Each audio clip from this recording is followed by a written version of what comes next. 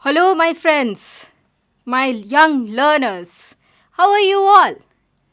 I welcome you to this session once again to this language learning of English Marigold NCERT publication, and we are here almost to the concluding unit, that is the poem and the prose, and today I am going to take up Malu Bhalu, the poem. I, Rakhi Mishra, once again welcome you to this session. Now, my dear children, before I say anything to you about the poem, let me show you a short video clip. I hope you enjoy it.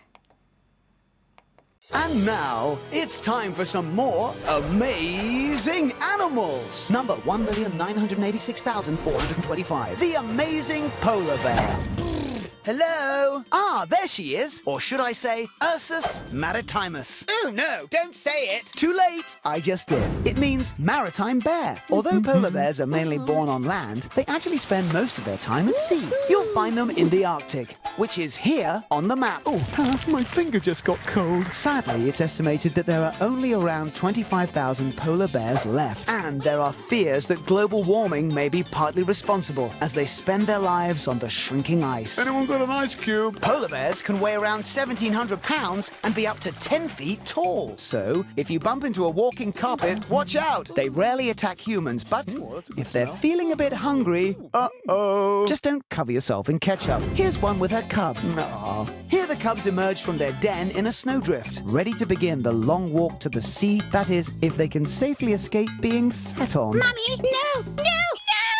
Oh, sorry, darling. They're hairy, they're scary, but still, the polar bear is such an amazing animal. I hope, my children, you enjoyed the video. The video explains, or you can see, you could travel to that place, to that cold region, to the Arctic Circle, to that pole where these lovely creatures, the polar bears, live. This is the place which is the most attractive place, the most suitable place for these creatures. You just saw the video and you must have realized how the mother bear with her cubs were busy searching for the food, how they were busy having a swim in the cold, the chilled water, and how they were enjoying the snow all around, isn't it? So you just got an idea of how these animals, these interesting animals, live their life in these regions. And we are going to enjoy, in fact, one such poem, which is from the excerpt from Malu Bhalu by Kamala Bhasin. And this has been translated from Hindi by Sandhya Rao. So now, here goes the poem. I will read it and I hope you enjoy it for you. Malu Bhalu. High up in an icy lair lived a little polar bear. Snow white, snow bright was her mane. Malu Bhalu was her name. Very soon our Malu Bhalu learned the things her parents knew. Fish to catch, big and small. Malu was a clever girl. Malu said to her mother one day, "Ma, I'm going far out to play. I want to see the things that lie there beyond the big blue sky." "The little patience, child," said Mum. "In the summer, when next it comes." Summer? Patience? What a test! Malu simply could not rest. First things first, Malu's mum clasped Malu tight within her arms. Then she said, her voice was firm, "Now, my dear, you will have to swim." "But Ma," said Malu, "what do I know? How will I? I never swam before." "Don't worry, dear," said Malu's mother. "Do as I do, That's all she advised her. She had no choice, no other way. Malu had to swim that day. Tight she gripped her mother's hand. Into the water splashed to land. Brave mother's brave young daughter, doubt and fear she left behind her. Malu swam with all her might. It didn't matter wrong or right. But swimming came so naturally. Her mother knew this and all could see. Fearless was Malu. This she knew. Not just brave, but special too. So with this, we have enjoyed the poem, and you must have understood, you must have got some idea what the whole story is all about. But first let us see what is the title of the poem.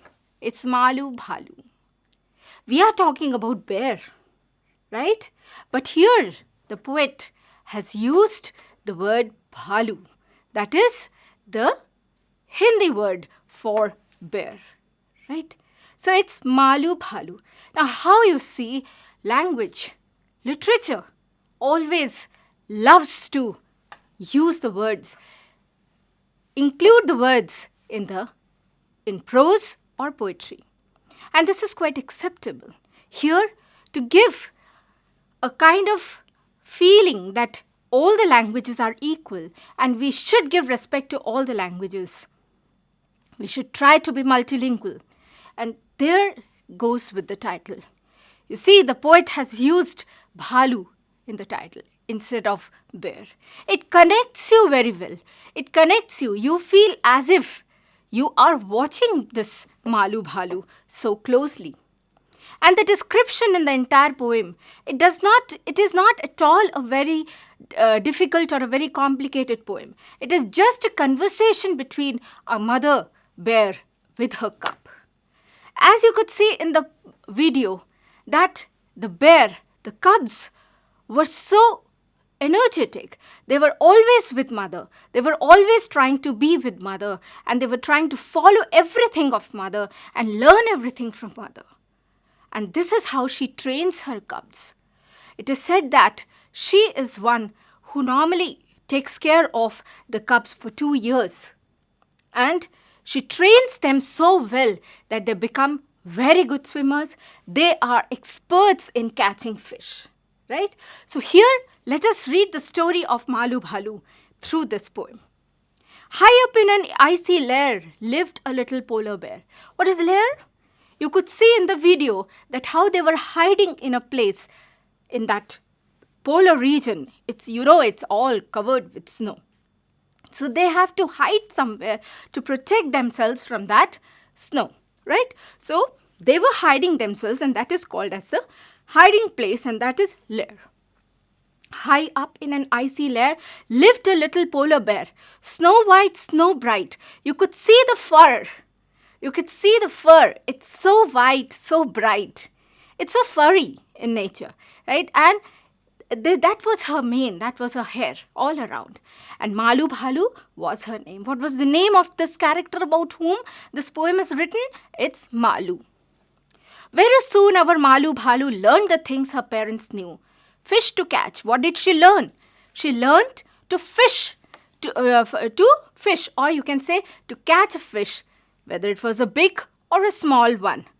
Malu was a very clever girl. Now here you see, the poet has imagined this creature to be just like human beings, and so is using the word girl here, because it was a girl, it was a female cub, right? Okay.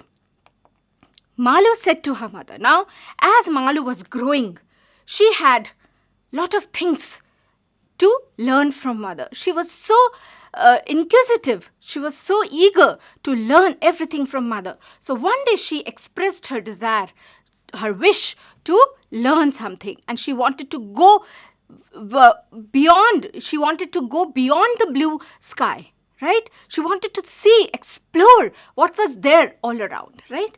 So Ma I'm going far out to play. She declared it to her mother that I want to go and play and I want to see the things beyond this blue sky. Mother, as she was an adult, and as every mother does, right? What did she say? A little patience. Let's have patience. Again, we get to have a look at this word, patience. We are reading it, I think, in the third consecutive chapter. A little patience, child, said Mum. In the summer, when next it comes. Summer? Mum said, have patience, let the summer come, and then we will start. We'll go and we'll explore, right? But Malu was not ready. She was restless. She said, summer patience? What a test. I can't. Malu simply could not rest. First thing first. Let us go one by one. Let us not be in a hurry. That is what Mum said. Malu's mum clasped Malu tight within her arms. She clasped, you can see in the picture that how she clasped her, right? Then she said, her voice was firm, now my dear, you will have to swim. Now she starts her lesson. She starts teaching her and she says that get ready. Now it is time for you to swim. But Ma, said Malu, what do I do? What do I know? I don't know anything. I have not learned to swim. But Malu's mother was so confident and she said, what's wrong in it? You don't have to worry. You do as I do. You can see how in the picture also how they are playing with their mother. They are so close to their mother. They just enjoy every bit, every moment with their mother and gradually they learn from their mother. She had no choice, no other way. Malu had to swim that day. Mother did not give any choice. She said, you have to learn to swim today.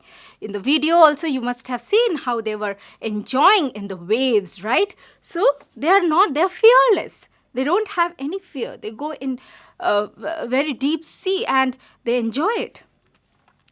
Tight, she gripped her mother's hand into the water splash to land. Now she was enjoying the water. She just splashed there, right? And brave mother's brave young daughter. Mother was she was feeling very proud. She said, brave mother's brave young daughter. You see how we are talking about how brave mothers, children will always be brave, right? So brave young daughter. Who is daughter here? It's the Malu. Doubt and fear she left behind. Mother didn't have any doubt. She knew that her child would be done. She would learn. She would definitely learn to swim one day. Malu swam with all her might, with all her courage, with all her strength. She learned to swim. It did not matter wrong or right. She did not go for the perfection. She did not want to know whether she has learned it correctly or not. But in the sea, she was enjoying. But swimming came so naturally, and it is something that naturally comes to them. It is not something that the mother has taught. Of course, mother initiated the learning, but it has come on her own. Her mother knew this and all could see.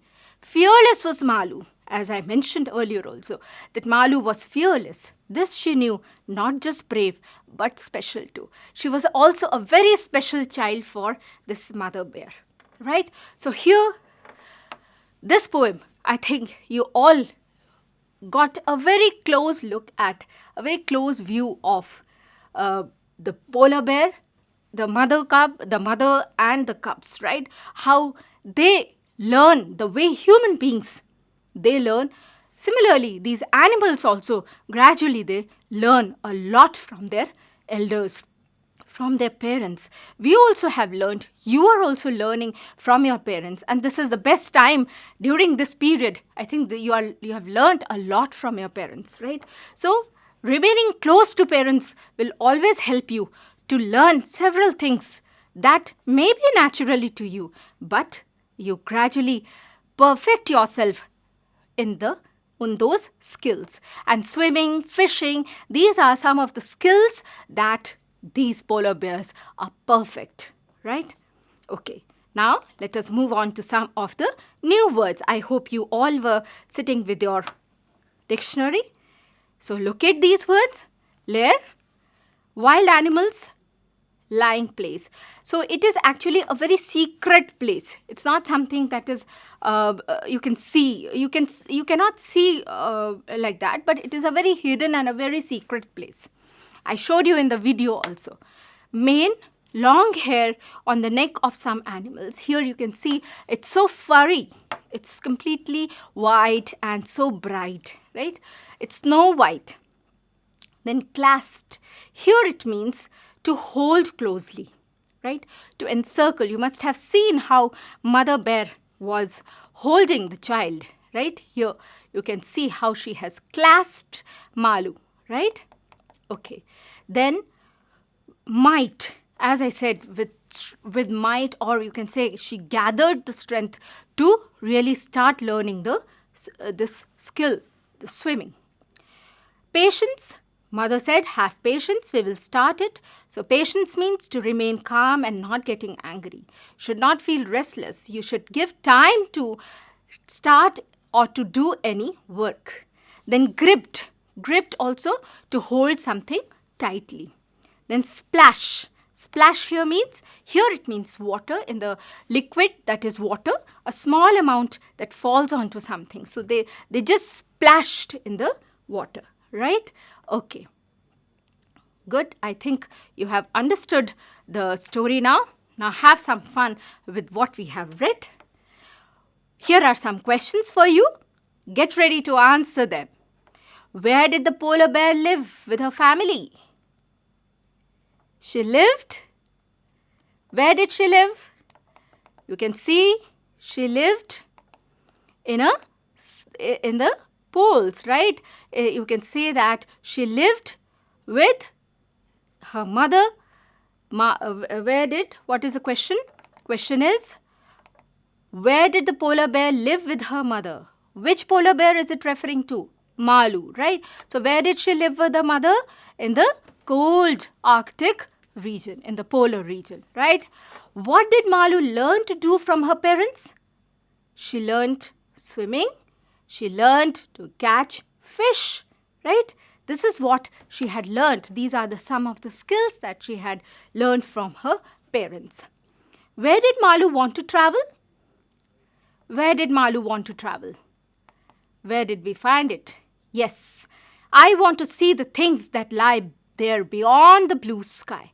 So she wanted to go beyond the blue sky. This is how, children, you have to locate. Why am I showing you that part of the poem? Because you will learn to extract the answers from the poem. Gradually, you have to start comprehending through these questions, right? So now, as we are towards the end of this, you can say towards the last part of the textbook, by now I think you have learned how to extract the answers in the poem as well as in the prose. So here we get to know that Malu wanted to travel far beyond the blue sky. What was it that Malu's parents wanted her to learn? They wanted her to learn to swim, right? Okay. Was Malu scared to swim?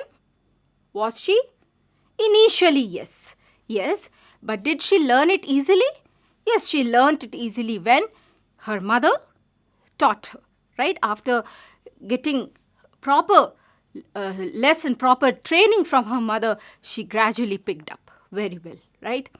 Read the last two stanzas of the poem. Whom does she stand? So let us see the last two stanzas. Yes, Malu swam with all her might. The second line, doubt and fear she left behind her. She left behind her. And the last stanza we have here. Fearless was Malu, this she knew, right? So who is she referred here? Who is she referred here? You can very well guess. Yes, it's the mother bear, right? So with this, some of the questions, definitely these questions might have helped you to have a better understanding of the poem, right? Now we'll move on to having some fun, right? What I have done is I have written some statements here which describe Malu. Right? Malu Bhalu, right? And what you need to do, all these statements need not be true. There are about 11 statements, and these statements, Some are really true, describing the bear, but some are not. Right? So what you need to do, you have to pick out those statements which are true for describing Malu. So let us go through it quickly, and take your pencil, take your book, take your pencil, and the statements which are true, you just write T there, right? And we have a following task. Malu was a brave Bhalu. Malu didn't love her mother. Malu's mother taught her how to swim. Malu used to play with the penguins. Malu knew how to swim. Malu was fearless. Malu loved her mother a lot. Malu was adventurous. Malu had long hair. Malu was always eager to learn. Malu was good at catching fish. So there are all these 11 statements, and some of the statements are true, some of the statements are false. As I have already mentioned, you have to pick out all those statements which are true.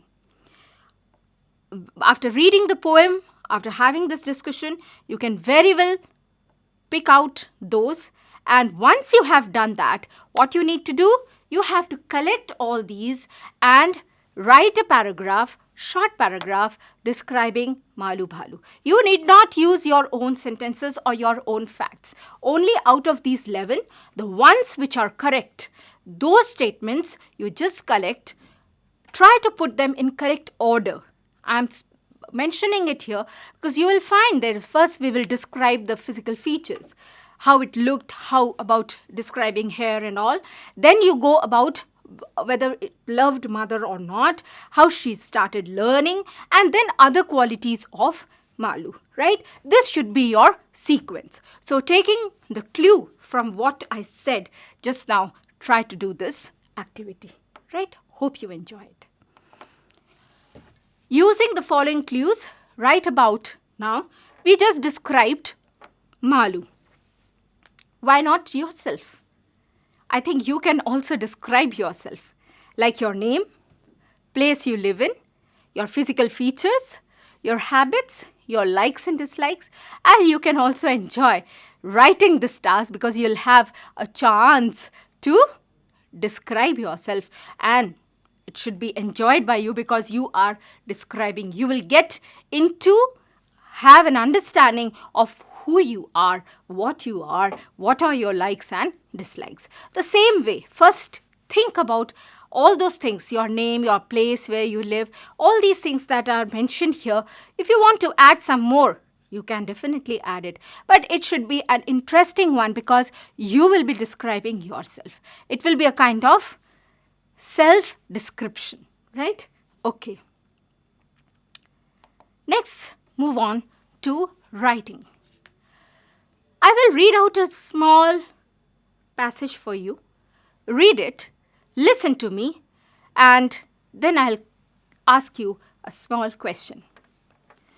Malu lived with Malu's parents in the North Pole. Malu had great fun with Malu's seagull friends. One day Malu's father, here it's not about the same Malu, it's another Malu, and we are just reading about another Malu here.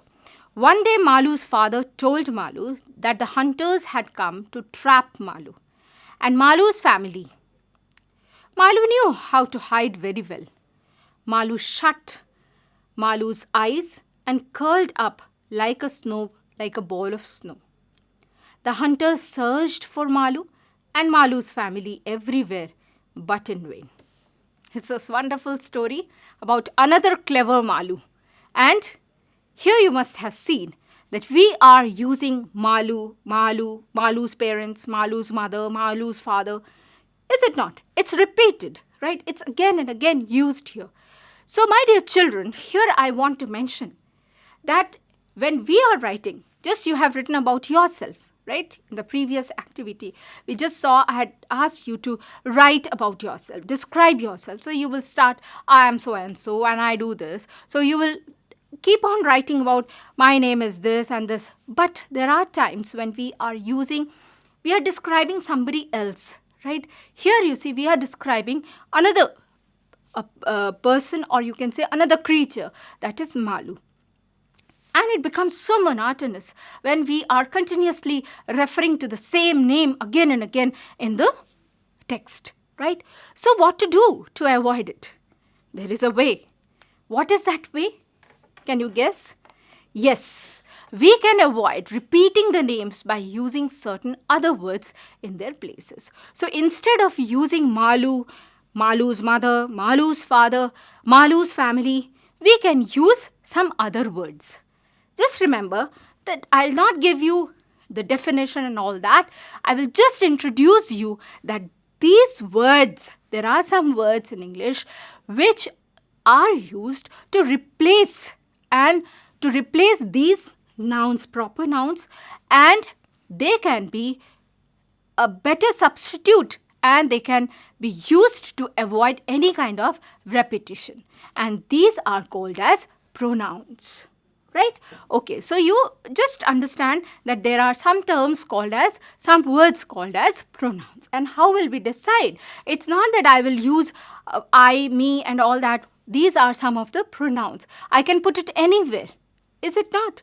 Is it true that I can put it randomly anywhere? No, I have to see whether it goes for a male or a female, whether it is for one person or for many people, whether it is for you, for me, or for somebody else, right? So it is up. We have to decide here. So I'm not going to into the complicated part of it.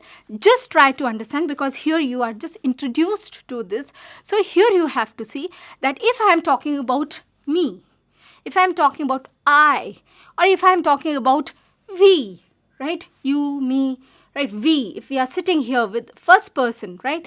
Then it is first person, and I can use I, me, instead of using my name again and again in the text. If I'm using it for me and my friends, then again I should not use those names again and again. I can avoid it. I can avoid the repetition, and I can use we.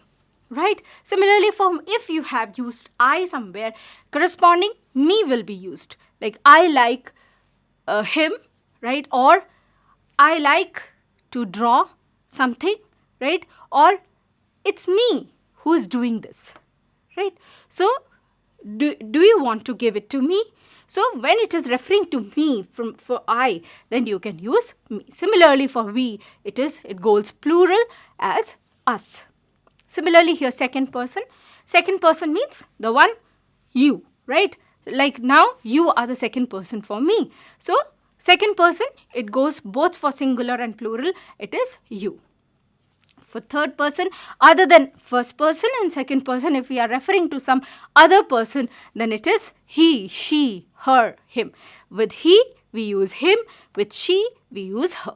She is her sister, right? She is her brother. She is her mother, right? So wherever you have to use she, you will be using her. If you are using he, you will be using him. And if it is plural, then you will be using they, right? If you are referring to all the students in the class, then you can say they are all enjoying in the class. They are enjoying their classes. They are enjoying their lessons, which their madam is teaching, right? So there you can say it's plural, they. And with they, the corresponding word is them, right? We'll not go into the details of that.